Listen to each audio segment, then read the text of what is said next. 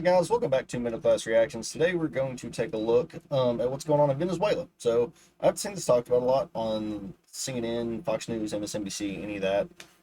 Trump just deployed 3 warships, a naval submarine, 3 Air Force spy planes. Don't know what kind, but it was announced that he did deploy those. And 4,000 military members. I think a lot of those are Marines, like 1 to 2,000. Those were Marines, but I haven't seen the official number on that, so can't say for sure. Don't know why this hadn't been being talked about, but it's not a lot anyway. So this conflict, well, build up to a conflict goes back to 17 or 18. Trump had of course the CIA's never confirmed this, but what seemed to be a pretty obvious American-backed coup to overthrow Maduro, and it didn't work. And since then, since Trump got back in this presidency, Trump has, it first was a $25 million bounty on Maduro's head. Now it's a $50 million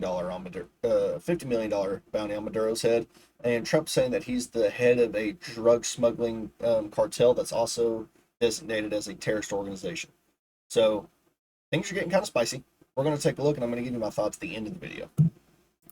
Tonight, the Trump administration is cracking down on drug cartels at sea. A source briefed on the matter tells NBC News the U.S. is planning to deploy these 3 warships near Venezuela. President Trump focusing on drugs coming to the coasts after reducing illegal border crossings to record lows. They continue to send drugs into our country, Venezuela. They've been very nasty. The Trump administration also recently doubling to $50 million its reward for the arrest of Venezuelan leader Nicolas Maduro, saying he violated U.S. drug laws. Meanwhile, in the fight against traffickers, the Coast Guard says it intercepted more than $138 million worth of drugs in the Caribbean this summer. Earlier this year, the president designated several cartels, as well as the notorious Venezuelan gang Tren de Aragua, as foreign terrorist organizations. And despite pulling off a large-scale prisoner swap with Venezuela last month, President Trump has been increasingly at odds with Maduro.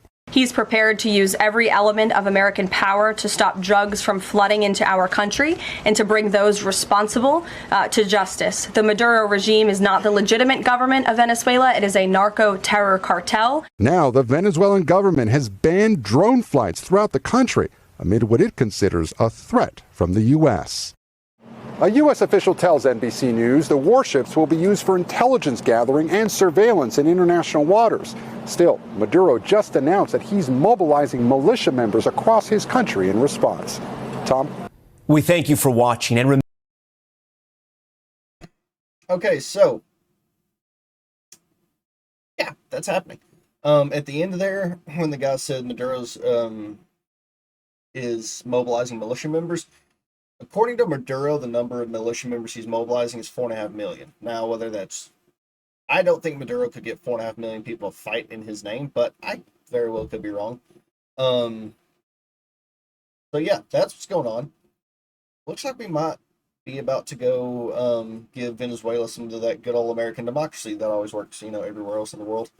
So yeah, we're gonna see. I have said for a long time, even before I even started this YouTube channel, that if anyone could convince me to get into a hot war with any country, it would be Mexico and the other South American countries. Now, Venezuela, I don't know why we're starting there, but I mean, we do get a lot of drugs from Venezuela, so, okay. And I mean, all the way to the point where, like, I would be okay with rolling tanks across the U.S.-Mexico border and taking Mexico City.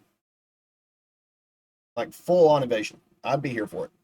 As far as just what affects Americans the most, it is by far the cartels and the drugs that the cartels bring in. And also, those same cartels are Chinese-backed. So,